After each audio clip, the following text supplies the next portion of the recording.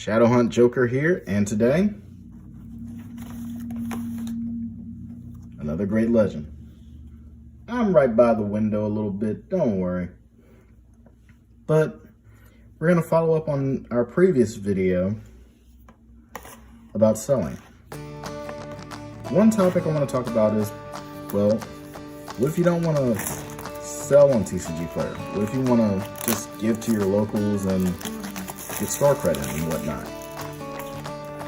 Well,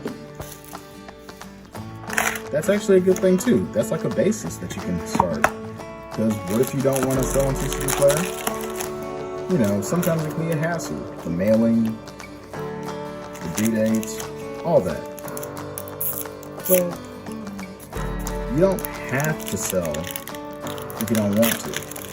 Sometimes they'll do it, it'll be like 35% or so, and they'll also do like store credit. Some people prefer that. It's less of a hassle that they have to do, and they can get what they want from their locals that way. Saves them money on like buying singles. And most stores tend to give more money in store credit. So in a way, it's a win-win. At first I started off that way. I just buy a bunch of packs, didn't pull what I wanted, save up my store credit, and eventually get the single I wanted. And if not, the stores would normally order it online for me.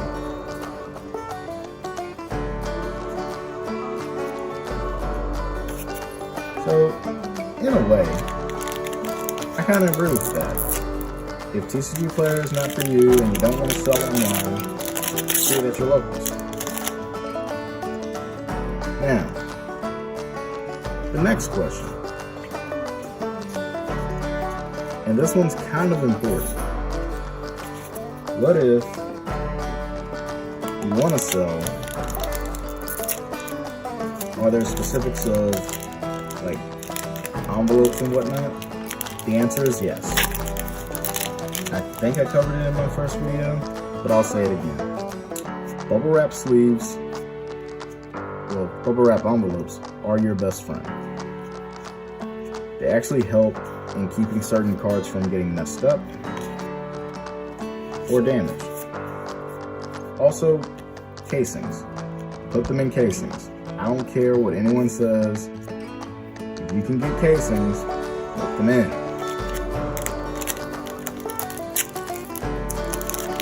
Now, some people will use cardboard and they'll do like some sort of MacGyver way of putting them in.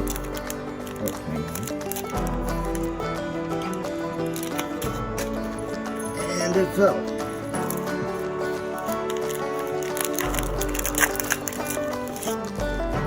And that's all fine and dandy, but sometimes, what if it gets a little rained on? What if the package gets damaged? You kind of need that extra protection, if you know what I mean. And when I first started out, I accidentally made the mistake of I repeat, not taping the casings. It almost got me in some serious trouble. But it worked out. The card didn't get damaged. I got lucky. I'm not saying that it's always going to help me, but that's why I try to be a little bit more smart with my selling. Then, of course, knowing when to sell. Like right now in Yu-Gi-Oh, card prices are skyrocketing. Or as some would say, to the moon. If you want to sell now, sell now. Cards might get reprinted. Wow, the packs do not want to stay in my hand today. Cards might get reprinted, and it could lead to numerous things. Like the card value dropping from being I'll say like access code talker is basically 140, 150. If it got reprinted, it'd probably be 40, 30. So yeah, sell it now, get it back later, or if you hold it at a sentimental value, keep it. Don't worry about it. Don't let anyone feel like they should bully you into selling. It's not fair to you, it's not fair to the game, it's not fair at all.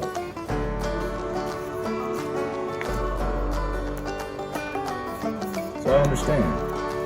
I've actually had it happen to me before where I got bullied into selling off cards.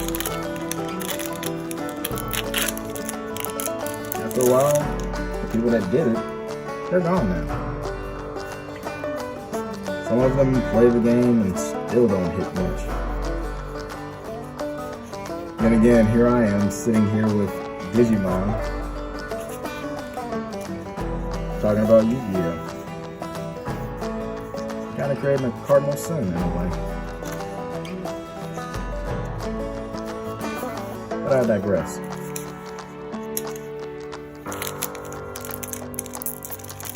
Basically, I'm doing this type of a video not because I want to all of a sudden switch it up and be all, no, you must play Digimon, now you must buy packs. No.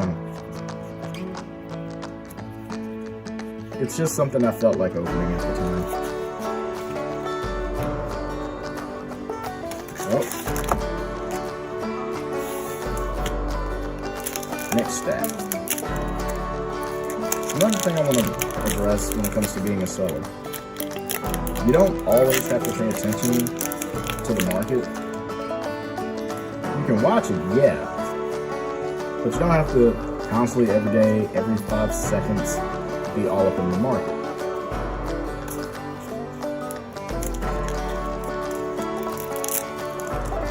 You might want to just wait a bit. Give it a week or two.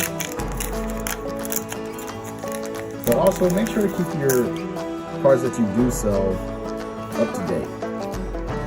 You don't want to sit there and think, oh, well, I still got that, I hope.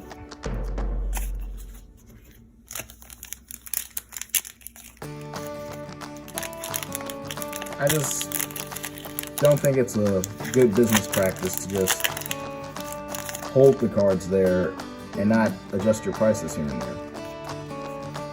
Sometimes a card you might want to sell it at its highest value, sometimes maybe less. Me, I tend to sell a little bit low.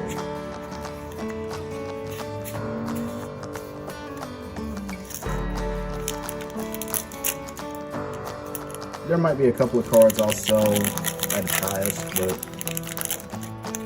not often.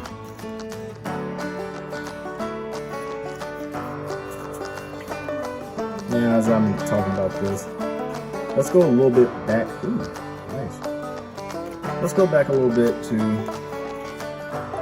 how some stores actually have benefits towards people that want to sell there.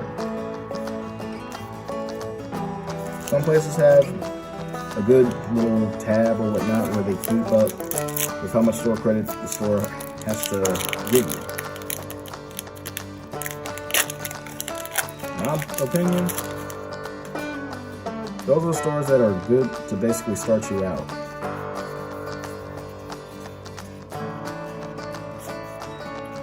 Now, there are some stores,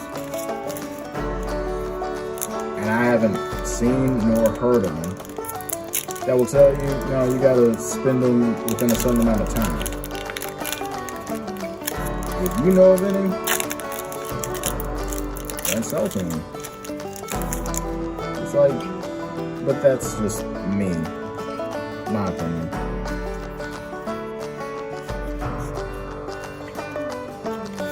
Who knows, maybe it's a good policy that they have, or maybe there's something missing that I'm not knowing, but I don't normally sell to places where it says you have a week to sell this, to use up this store code.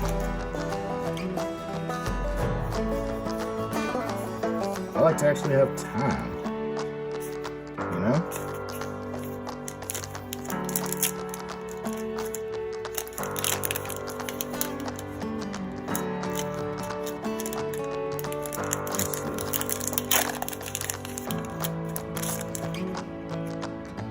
Another thing, make sure you tend to put your cards in sleeves. There's been a lot of times I've seen people with their highest dollar cards in their binders, but not in a sleeve. Some people do get a little dodgy on that. It's like, people want those near mints. They may claim to want lightly played, but then the price they want to be dropped down some. So, gotta be careful out there.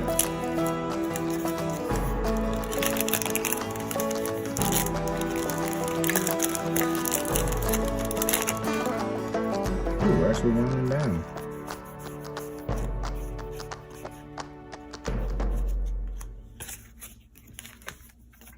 Alright, and for the last little touch up.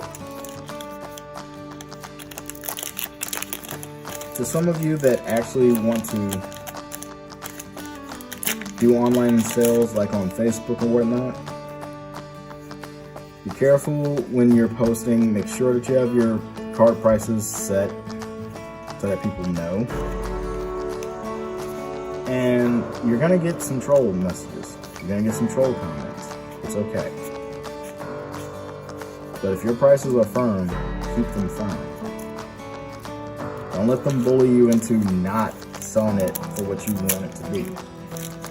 But the caveat is, don't try to sell a card like you know good and well it's only $50. Don't try selling it for $150 and you know it's not. I've actually had a person, I won't name names, where they tried to sell me a card at like $160. Keep in mind, it's a light played card, unlimited. I looked it up online and said, actually the card is $80 for light played. And you clearly showed that it is light played, almost damaged. So, all I can do is $80. He said he was going to sell it for $160, still stuck with it. Still to this day, got that card trying to sell it for $180. Well, let's recap real quick. If you want to do store credit, do store credit. You can sell to your locals. You don't really have to sell on Tcgplayer, but it's a little bit safer. Bubble wraps, the proper equipment. Also, put the cards in sleeves if they're your high dollar cards. Now, most important, if you know the card and its price is a specific type, keep it that way. But if the card is not worth double, triple, whatever you're selling it for, don't try to scalp it up that way. I actually like this card. I'll try to do another video about market prices and everything later. So, until then, may luck always be on your side. Don't scalp. And it's an okay game to play. Yu-Gi-Oh, Digimon, it all comes down to what you want to play yourself. Take care.